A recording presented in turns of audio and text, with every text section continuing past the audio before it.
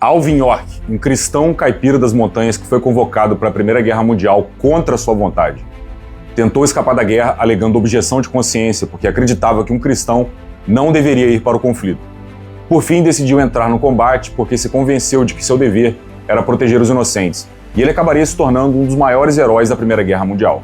1918, a devout Tennessee Christian named Alvin York charged across an open field towards the German machine guns. They were firing at levels at that time that nobody had ever seen before. The enemy mowed down more than half of his platoon. He slayed German after German and returned with 132 prisoners from behind the enemy lines, and he brought 132 back. Então vamos lá, nossa história começa com o nascimento de Alvin em 13 de dezembro de 1887. Seus pais tiveram 11 filhos e a família vivia em uma cabana de madeira com 2 quartos no Tennessee. A família York estava exatamente nesse lugar há gerações. O bisavô de Alvin foi quem originalmente se estabeleceu ali e viveu literalmente dentro de uma caverna. Depois eles construíram uma cabana de madeira e a caverna foi convertida em uma oficina de ferreiro. A mesma oficina onde Alvin trabalhou como aprendiz durante toda a infância ao lado do pai.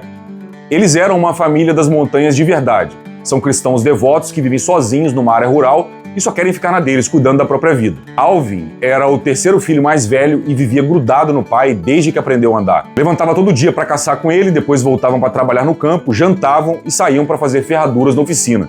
E fez isso durante toda a infância. Era um atirador extremamente preciso e um excelente caçador. Quando ia caçar peru, em vez de atirar no corpo e estragar parte da carne, ele optava por simplesmente explodir a cabeça do bicho. Quando chegou na adolescência, a cidade mais próxima organizava competições de tiro todo fim de semana. E às vezes essas competições tinham prêmios. Havia 4 eventos separados. Se você ganhasse um dos eventos, o prêmio não era dinheiro, era 1/4 de uma vaca. O jovem Alvin andava quilômetros até a cidade, participava da competição, ganhava os 4 eventos e optava por levar a vaca inteira para casa, para não ter que carregar toda a carne já abatida sozinho. Alvin não era só extremamente preciso com armas. Quando tinha entre 18 e 20 anos, já era um cara bem grande. Ele era o maior da família e o maior da cidade. Era um ruivo de 1,83 m, pesando 98 quilos, que cresceu correndo pela floresta, caçando e trabalhando na forja. Ele era tão grande e musculoso comparado a todos que viviam nas montanhas que eles simplesmente o chamavam de O Grandão. E essa era a vida dele até aquele momento, apenas caçando na floresta, trabalhando na forja, cultivando a terra, buscando comida para sobreviver, cuidando da própria vida e indo à igreja nos domingos. Uma vida pacífica e tranquila. Depois, seus 2 irmãos mais velhos se casaram, saíram de casa e formaram suas próprias famílias. O pai de Alvin falece em 1911 e ele então se torna um homem da casa, tendo que sustentar a mãe e os 8 irmãos mais novos. Aos 20 anos, Alvin lê seu primeiro livro, A Vida de Frank e Jesse James, 2 famosos criminosos do Velho Oeste. Ele fica muito impressionado com o livro e começa a desandar. Ele para de ir à igreja, desenvolve problemas com bebida, jogo. Ele fazia tudo o que podia para ganhar dinheiro e sustentar a família, mas no pouco tempo livre que tinha, ia pro bar e ficava bêbado que nem um gambá. Nos anos seguintes, Alvin ganha fama de arruaceiro. Tava sempre se metendo em brigas, inclusive brigas de faca, e às vezes até atirava perto dos pés dos oponentes para fazê-los desistir da confusão. Ele passa anos se metendo nessas confusões e nunca dá nada. Primeiro porque estamos no começo dos anos 1900 no interior do Tennessee, então não tem muita polícia. Mas pior que isso, o bar preferido dele ficava literalmente na fronteira entre 2 estados americanos. E dentro do bar tinha uma linha branca pintada no chão que dividia 2 estados.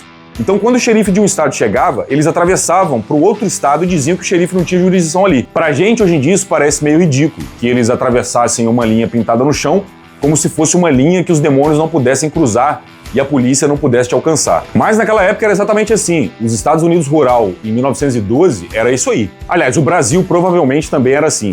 E não tem departamento de polícia no local, não tem como chamar reforços. Então, de fato, um xerife contra, 40 caras armados no boteco, não tem muito o que fazer. Se você arrumar problema com as pessoas erradas, você vai ser só mais um que desapareceu nas montanhas, enfim. Então, o Alvin York agora é praticamente um terror na cidade quando tá bêbado. O cara fica agressivo, é enorme, bom de briga e bom de tiro. Não tem muito que as pessoas possam fazer contra ele.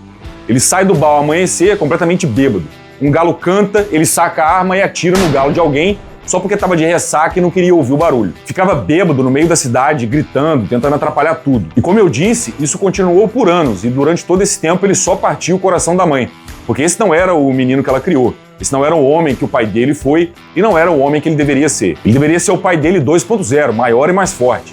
Então, na véspera do Ano Novo de 1914, Alvin sai para beber e volta para casa umas 3 horas da manhã completamente bêbado. E a mãe dele estava acordada a noite toda esperando por ele. Ela finalmente o confronta e diz: Alvin, quando você vai começar a ser o homem que seu pai e seus avós foram? E essas palavras atingem o Alvin profundamente.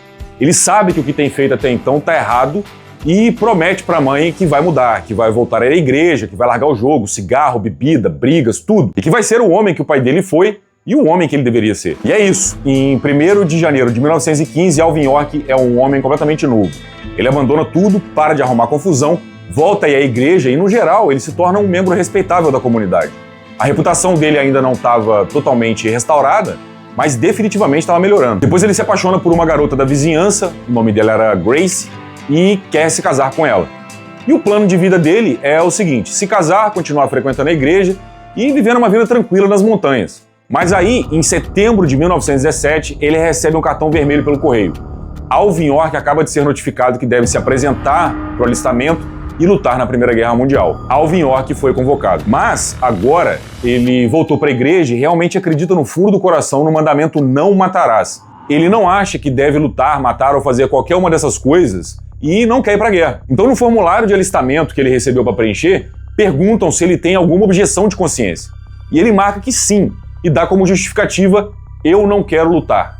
Obviamente, isso é rejeitado. Alvin York, meio sem saber o que fazer, pede ajuda ao pastor.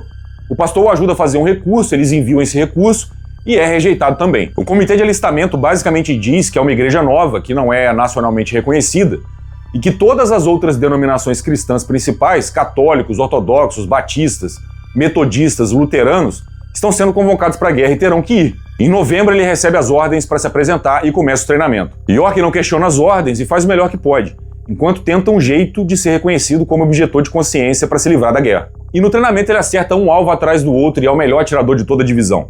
Muita gente nessa divisão cresceu na cidade e nunca viu um rifle na vida, enquanto o Alvin está lidando com um desde que aprendeu a andar. E nesse período, York começa a manter um diário onde anota detalhes do seu dia a dia. Eventualmente, a notícia se espalha de que ele está mantendo um diário e isso é contra as regras, porque se capturado pelos inimigos, poderia acabar revelando informações importantes. Então o seu superior o confronta e pergunta se ele tem um diário. York meio que evita a resposta e diz nem que sim, nem que não. O capitão então diz que aquilo pode acabar traindo seus companheiros.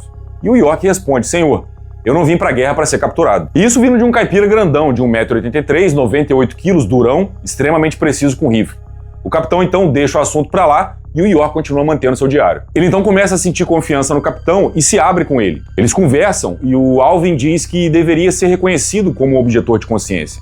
E que não era por medo de ir pra batalha ou alguma coisa assim, mas que de fato ele estava com uma crise de consciência. O capitão acredita nas palavras dele, mas não tem autoridade para conceder esse pedido e encaminha esse pedido para o seu superior, o Coronel Buxton. O Coronel Buxton também é cristão, mas diferente do York, ele acredita que cristãos têm a obrigação de lutar pelo país quando necessário. Então ele chama o Alvin para uma conversa. O Alvin aparece e explica para ele: Senhor, eu sou cristão, tenho um mandamento não matarás e tal.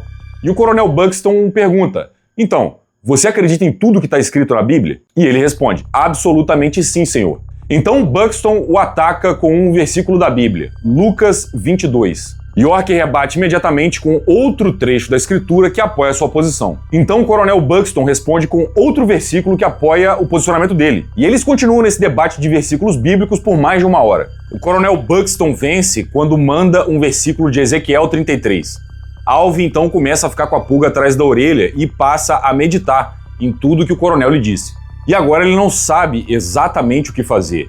Mas, sem que ele saiba, enquanto isso acontece, o seu pastor, a Grace e sua mãe estavam escrevendo para todo político para tentar reconhecê-lo como objetor de consciência. Eles então escrevem para o gabinete do presidente e conseguem aprovar o pedido.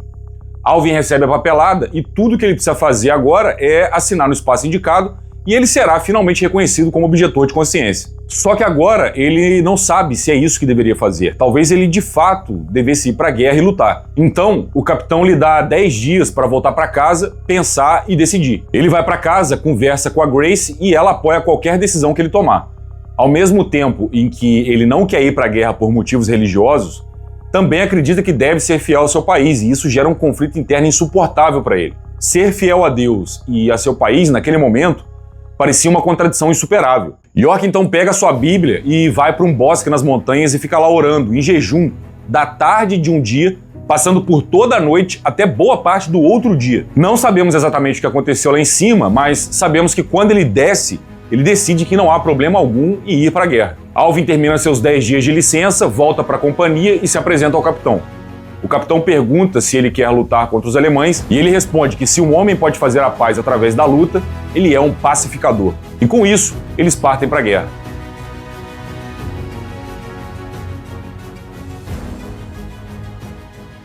No dia 1º de maio, eles embarcam no navio para cruzar o Oceano Atlântico. Alvin nunca tinha visto o oceano antes e fica completamente maravilhado com a beleza. 5 minutos depois, está lá vomitando violentamente e fica com enjoo durante toda a viagem. Eles chegam em junho de 1918 e ocupam trincheiras que não veem muito combate. Eles até enfrentam algum combate aqui e ali, sofrem ataques de artilharia, tem tiros de sniper, mas não é nada comparado à linha de frente. Ou seja, não é onde toda ação acontece. Apesar disso, durante esse tempo, York demonstra uma fé impressionante. Nas palavras dele, eu sabia que estaria protegido de todo mal e que, enquanto acreditasse nele, Deus, ele não permitiria que nem mesmo um fio de cabelo da minha cabeça seria tocado. E funciona, ele não sofre nenhum ferimento durante todo esse tempo. No diário, ele escreve que os projéteis do sniper inimigo, quando passam perto, parecem abelhas zangadas do tipo que ele costumava roubar mel quando era criança. Então, para você ver, enquanto todo mundo tá tendo o pior momento da vida, né, quase perdendo a cabeça, o Alvin tá lá tendo boas lembranças da infância, com balas unindo perto da orelha. Ele também escreve no diário: não adianta se preocupar com as bombas se você não pode mudar as coisas. Apenas peça ajuda a Deus e aceite. Homens que se preocupam destroem sua paz de espírito sem fazer nenhum bem. E a partir daqui, eles começam a ver combates mais pesados. Já na floresta de Argonne, na França, o Alvin escreve no diário: saímos para a estrada principal, nos alinhamos e partimos para frente.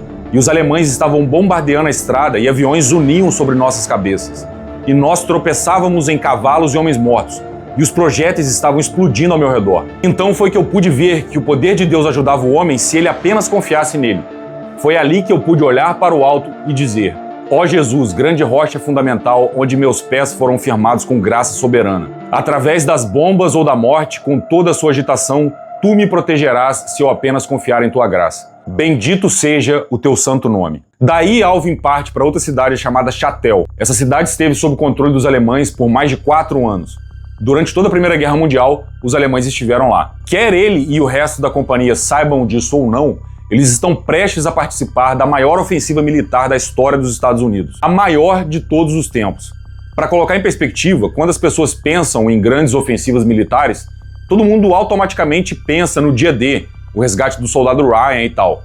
No dia D, 156 mil homens desembarcaram na praia. A ofensiva em que Alvin participou envolveu 2 milhões de homens atacando a linha alemã. É uma operação militar tão grande que é difícil de conceber. Agora voltando, em Chatel, bem ao lado de fora da cidade, tem uma grande colina chamada Colina 223. E depois tem um grande vale. E do outro lado desse vale, existem mais 3 colinas em formação triangular. Então a companhia entra e expulsa os alemães da colina 223. Agora eles olham para frente e tem o vale e as 3 colinas triangulares diretamente à sua frente. E eles vão ter que atravessar esse vale enquanto os alemães estão no alto dessas outras 3 colinas. O que eu estou tentando explicar é que a companhia vai ter que correr por um vale, ou seja, sem cobertura, sem esconderijo, enquanto os alemães têm a vantagem da altitude e uma formação triangular sobre as colinas, com posições embutidas de metralhadoras. Essa é uma situação muito complicada. Os alemães estão entrincheirados ali há 4 anos. Quer dizer, eles derrubaram árvores, construíram muros para se esconderem, com telhados, camuflagem, tudo. Os americanos nem conseguem ver de onde virá o fogo das metralhadoras alemãs. Quanto mais conseguir revidar efetivamente. Se eles quiserem ter alguma chance de sucesso nisso, vão ter que coordenar com a artilharia. Eles vão ter que lançar a artilharia exatamente no momento em que enviam uma onda de homens para atravessar o vale. E aí talvez consigam tomar essas colinas e eliminar os alemães. Então, esse é o plano. A artilharia americana vai bombardear a posição alemã, enquanto os americanos enviam seus homens pelo vale para tentar tomar as posições inimigas. E daí eles esperam a artilharia, que deveria começar o bombardeio às 6h10 da manhã. Só que chega às 6h10 e nada de artilharia. Nesse momento, os soldados se olham e se perguntam se ainda vão lançar esse ataque sem o apoio da artilharia. O oficial responsável diz que foram ordenados a atacar às 6h10 e que irão atacar. Então eles mandam 2 ondas com 60 homens e nenhum deles consegue atravessar. Enquanto a batalha acontece e os alemães começam a disparar, a cadeia de comando vê que há cerca de 35 metralhadoras espalhadas pelas 3 colinas. E não há absolutamente nenhuma chance de eles passarem por 35 metralhadoras alemãs. Então o comando decide que o melhor curso de ação é enviar uma pequena patrulha de homens para tentar contornar essas metralhadoras por trás e chegar até a colina central, onde está a maior parte do poder de fogo do inimigo. Depois disso, eles deveriam conseguir avançar pelo vale e subir as colinas. Mas só para deixar claro, esse também não é um plano maravilhoso. Eles não vão atacar as posições diretamente, mas ainda vão ter que atravessar boa parte do vale. Não uma parte tão grande, mas ainda assim é um vale sem cobertura, sem esconderijo, em plena luz do dia. Então não é um bom plano, mas é o único que eles têm. Eles escolhem 17 homens, tem um sargento, 3 cabos e vários soldados. Um desses cabos é o cabo Alvin York. Eles se dirigem até a base da colina 223 e se preparam para correr pelo fogo das metralhadoras alemãs. E no momento em que eles vão começar a correr, as posições inimigas começam a ser bombardeadas pela artilharia americana. A artilharia chega atrasada, mas chega no momento perfeito, justo quando esses caras começaram a atravessar a estreita faixa do vale. Todos os alemães são obrigados a se proteger e nenhum deles vê esses homens passar. Agora eles andam por 1h30 floresta dentro, tentando contornar a posição alemã. Depois de 1 hora andando pela mata, praticamente em linha reta, eles chegam numa trincheira de 1 metro de profundidade. Não é uma trincheira militar, mas vai ser bem útil para eles continuarem andando sem serem vistos. Historiadores descobriram depois que, na verdade, era uma trincheira que estava ali há centenas de anos e foi originalmente usada como uma marcação entre 2 propriedades, o que significa que os alemães não a fizeram e provavelmente nem sabiam que ela existia. Então eles usam essa trincheira para avançar cada vez mais. Daí eles chegam num pequeno riacho e depois num campo aberto. E nesse campo aberto está a tenda do quartel-general do batalhão de toda a unidade alemã. E bem ao lado da tenda tem uns 20 soldados alemães que estão ali sentados almoçando e relaxando. Os americanos imediatamente avançam pelo campo e atacam esses 20 soldados que estão desarmados. Os 20 alemães são pegos completamente desprevenidos e tudo que vem são americanos correndo em sua direção com as armas levantadas, gritando para se renderem. E eles acham que é um enorme contra-ataque americano e se rendem imediatamente, sem saber que são só 17 caras. O comandante alemão, o comandante Böhmer, sai de dentro da tenda e percebe que todos os alemães foram rendidos. Ele tenta voltar para a tenda, provavelmente para tentar alertar os outros caras lá de cima da colina, mas dá de cara com Alvin, que manda ele se render. Alvin e Böhmer então saem da tenda e vão falar com o resto dos americanos. Enquanto isso, os alemães no topo da colina percebem que tem alguma coisa errada acontecendo e viram as metralhadoras para trás e gritam para os alemães rendidos se abaixarem. Todos os alemães se abaixam e as metralhadoras alemãs começam a disparar. Antes que os caras do Alvin sequer saibam o que está acontecendo, eles já estão sendo completamente moídos pelos alemães. Em questão de segundos, 6 americanos morrem, 3 ficam feridos, deixando 8 homens ainda em ação com 20 prisioneiros e metralhadoras alemãs no morro atirando neles. O resto dos americanos todos se abaixam e tentam revidar o fogo, mas em boa parte do tempo, o máximo que eles conseguem fazer é se proteger. Alvin então decide correr morro acima sozinho. Os 7 caras restantes dão cobertura pro Alvin enquanto tentam garantir que os 20 alemães prisioneiros atrás deles não os ataquem e dominem. York continua avançando sob fogo inimigo até que deita num determinado local e fica mirando e esperando algum capacete alemão aparecer. Ele vê um capacete alemão e derruba o cara imediatamente. Ele comenta em seu livro que a distância entre ele e os alemães nesse momento era a mesma distância dos alvos que ele costumava acertar nas competições de tiro, com a diferença de que os capacetes alemães eram muito maiores do que os alvos naquelas competições. Então, cada vez que um capacete alemão aparece tentando manusear a metralhadora, ele o derruba. Aparece um, ele derruba. Aparece outro, derruba também. E outro, sem parar. Durante essa fase da batalha, Alvin York é acreditado com algo entre 18 e 20 mortes. Agora, para entender o que vai acontecer a seguir, você tem que entender a perspectiva dos alemães na colina. Eles têm a vantagem do terreno, metralhadoras, posições de combate fortificadas e estão em um confronto com um cara só, um caipira. Mas de alguma forma eles estão perdendo. Cada vez que um deles ganha coragem para aparecer por cima do barranco e manusear a metralhadora para revidar o fogo, o gigante manda um headshot. E o Alvin tá atirando com uma Enfield. A munição desse rifle é comumente usada para caçar alces. Esse rifle e munição são mais poderosos e muito mais assustadores do que os AR-15 disparando 5.56 que o exército usa hoje em dia. Então, se você é um alemão no topo daquela colina e acaba de ver 20 dos seus camaradas terem suas cabeças mandadas para o espaço, o negócio já está começando a ficar meio esquisito. E no meio dessa confusão, 6 alemães decidem pular para fora das trincheiras com rifles e baionetas e correr na direção do alvo. O Alvin então deixa o rifle e pega uma pistola. O cara que corre na frente seria, obviamente, o primeiro a ser baleado, porque você atira na ameaça mais próxima primeiro. Esse alemão da frente vê o Alvin atirar e a bala passa zunindo por ele, ou seja, o Alvin erra. Ele atira de novo e outra bala passa pelo cara. De novo e de novo, enquanto os caras correm em direção a ele. Todas as 6 balas passam zunindo por esse alemão da frente. Mas finalmente ele consegue acertar esse primeiro camarada. Mas calma, o que realmente aconteceu foi o seguinte: o Alvin não errou nenhum tiro. Ele sabia que se atirasse no cara da frente, todos atrás dele se dispersariam e ele ficaria sem munição. Então ele decidiu eliminar os alemães da mesma forma que se atira em um bando de gansos voando. Alvin usou a mesma tática de caça a aves que ele costumava usar nas montanhas. Ele começou eliminando os gansos na retaguarda da formação primeiro, avançando para frente para que a formação não se dispersasse. Ele estava atirando nos homens de trás em vez dos da frente e derrubou 6 alemães. Mas tem um outro detalhe: enquanto ele atira nesses alemães, alguém está atirando nele por trás. E é o comandante alemão Boomer, porque ninguém se deu ao trabalho de tirar a pistola do cara dentro da tenda, porque tudo aconteceu tão rápido que ninguém se deu conta. Alvin não se importa muito com isso e foca no que está fazendo e deixa o resto se resolver. E claro, ele não leva nenhum arranhão durante todo esse tempo. Boomer esvazia sua pistola e erra todos os tiros, enquanto Alvin acerta todos os seus. Ele então vira-se na direção do comandante, que larga a pistola e levanta as mãos.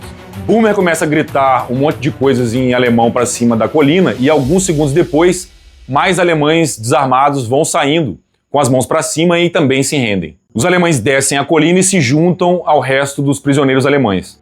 Nesse momento, um dos 7 soldados americanos pergunta o que eles vão fazer com todos aqueles prisioneiros, que eles não têm homens suficientes para lidar com tanta gente e levá-los de volta para trás das linhas americanas. York então usa o comandante alemão para fazer traduções e fazer as coisas funcionarem. Ele manda o comandante alemão ordenar que seus homens se levantem e formem 2 colunas, para marcharem para fora dali, e manda também que peguem os feridos e os mortos. Só que aí tem um problema.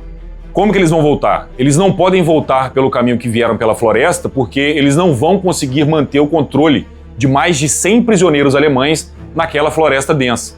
Eles vão ter que ir pelo campo aberto, mas assim o resto dos alemães vai vê-los e isso não parece que vai dar muito certo. York pensa um pouco e decide simplesmente marchar pela estrada principal, que vai direto para Chatel, direto para a colina 223. E é isso que eles fazem, começam a marchar bem no meio da estrada principal, dentro do território inimigo. Eles estão indo para lá e, claro, dão de cara com o pelotão alemão inteiro guardando a estrada. Obviamente, do ponto de vista do inimigo, tem 7 americanos e mais de 100 alemães. Não há nenhuma chance dos americanos terem esses alemães como prisioneiros, então eles não fazem nada. Eles se aproximam para ver o que está acontecendo e quando chegam perto o suficiente, percebem que, na verdade, os americanos eram os que estavam armados. York enfia a pistola nas costas do comandante alemão e manda todos se renderem. E dali eles continuam marchando para a colina 223. Quando começam a se aproximar, os americanos veem uma enorme formação de uniformes alemães se aproximando e começam a entrar em pânico, achando que era um contra-ataque gigantesco e começam a mover os homens, se preparando para a luta. Mas olhando por lunetas, eles percebem que na verdade é o York quem está com a arma apontada para o comandante alemão. E finalmente, eles chegam à base da colina. O comandante da 82ª Divisão pergunta ao Alvin quantos homens ele capturou. E ele responde: honestamente, não faço ideia, senhor. E o comandante fala: tudo bem, você está promovido a sargento e, aliás, ótimo trabalho. Faça esses caras marcharem para Chatel. O comandante então começa a contar os prisioneiros enquanto eles marcham, e o Alvin havia capturado 132 alemães. Então, a 82ª Divisão retoma o ataque porque agora eles têm 35 posições de metralhadoras a menos e as que ainda restam não têm uma cadeia de comando para dar ordens. E eles tomam o objetivo com relativa facilidade. Quando chega ao quartel-general da divisão, o general Lindsay, o principal responsável pela 82ª, se aproxima do York e diz: York, ouvi dizer que você capturou todo o exército alemão. E o York responde com modéstia: não, senhor, eu só capturei 132. De lá, o Alvin come alguma coisa, deita e escreve no diário: então você pode ver aqui no meu caso como Deus me ajudou. Sou testemunha do fato que Deus me ajudou naquela batalha difícil, porque os arbustos foram todos atingidos ao meu redor e eu não levei nenhum arranhão. Na manhã seguinte, Alvin se apresenta ao capitão e pede para levar um pequeno grupo de volta ao local da batalha. O capitão concorda e leva outros oficiais de alta patente, porque eles querem entender o que aconteceu. Eles vão até o local onde Alvin ficou atirando nos alemães e ao redor tudo estava completamente cheio de buracos de bala. E nenhuma bala dessa acertou o Alvin York. Para você ter ideia, ele deixou o cantil cair durante a confusão e o cantil ainda estava lá, a poucos metros da sua posição, e tinha 18 buracos de bala no cantil. York termina de explicar tudo o que aconteceu ali e eles voltam para o quartel-general. Provavelmente ele vai receber a medalha de honra, mas eles têm que realmente saber o que aconteceu porque tudo parece muito inacreditável. Eles entrevistam Alvin 2 vezes e ele conta a mesma história. Ele é incrivelmente modesto em relação a tudo e tenta dar o máximo de crédito que pode aos outros 7 soldados. Eles entrevistam os outros soldados e alguns alemães. Os alemães dizem que foi uma loucura e que não sabem como não conseguiam acertar o cara. Eles entrevistam Boomer e a história é exatamente a mesma para todo mundo. A partir daqui, algumas semanas se passam e ele recebe uma licença de 10 dias no dia 1º de novembro. E enquanto está de licença, ele manda um cartão postal para casa da mãe. Sabe como é, agora ele tem muita coisa para contar. E o cartão postal diz: "Olá, estou bem, mandando um cartão postal com uma vista da costa desse país. É uma cena bonita." Bem, é isso. Como eu disse, ele tira licença de 10 dias em 1º de novembro de 1918.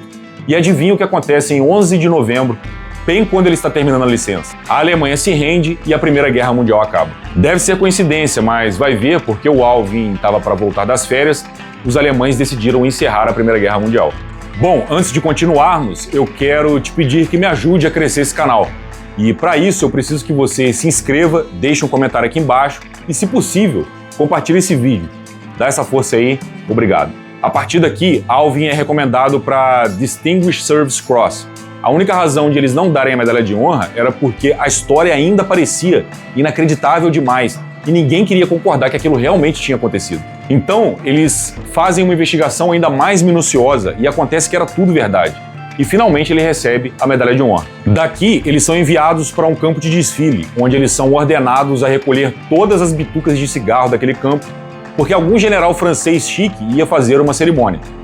Então, Alvin e o resto dos caras ficam naquele campo de desfile por uns 2 dias, recolhendo milhares e milhares de bitucas de cigarro. O francês que estava indo era, na verdade, o Ferdinand Foch, o comandante supremo aliado da Primeira Guerra Mundial, e ele estava indo por causa do Alvin. Eles fazem uma grande cerimônia e o comandante concede ao York a Cruz de Guerra Francesa, essencialmente a versão francesa da medalha de honra. Ele entrega a medalha a York e diz que seu feito foi o maior já realizado por qualquer soldado em qualquer um dos exércitos da Europa. Finalmente ele volta para a América, os americanos descobrem e querem saber mais sobre ele. Oferecem $10 mil para ele contar a sua história de vida em um livro e 50 mil por um filme sobre os seus feitos. Naquela época, $1.000 era uma grande quantia. Mas o Alvin rejeita tudo. Ele não quer a fama e nem quer ser reconhecido ou glorificado pelo que fez. Ele só sente que fez aquilo porque era absolutamente necessário. Ele volta para as montanhas do Tennessee e só quer viver sua vida, ler a Bíblia, casar com a Grace,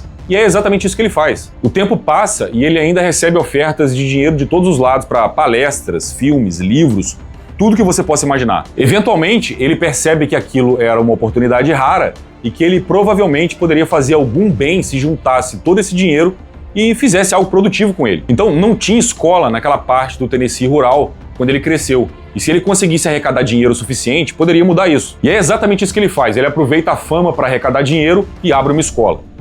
Ele vende os direitos autorais do seu diário de guerra, que manteve durante a Primeira Guerra Mundial, e vende os direitos para um filme. Alvin funda o York Institute em Jamestown, no Tennessee. Mas isso não acontece do dia para a noite. Tudo isso leva anos e anos e durante esse tempo ele arrecada centenas de milhares de dólares e quase não pega dinheiro para si mesmo. Ele continua vivendo exatamente como cresceu.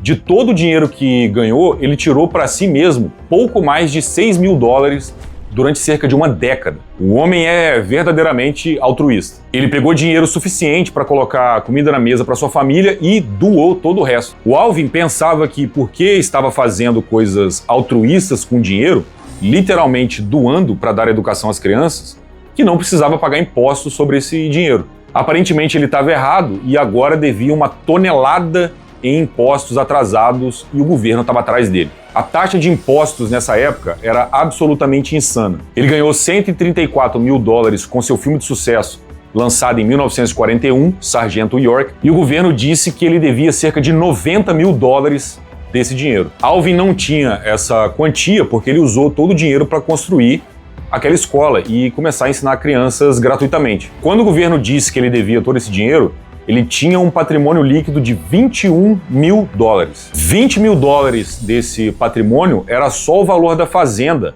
onde ele e sua família viviam. Fora isso, ele tinha um carro no valor de 700 dólares e 2,20 na conta corrente, e uma pensão mensal de 10 dólares por ter uma medalha de honra. E era isso, ele doou todo o resto. O governo então decide assumir a escola, que está em funcionamento até hoje. Depois, o Congresso finalmente decide perdoar a dívida do Alvin. Ele realizou coisas incríveis, tanto no campo de batalha quanto fora dele. E viveu uma vida verdadeiramente altruísta e a serviço dos outros. Eu recomendo que você leia a biografia dele, porque tem muita coisa interessante ali. E bom, é isso aí. Até a próxima.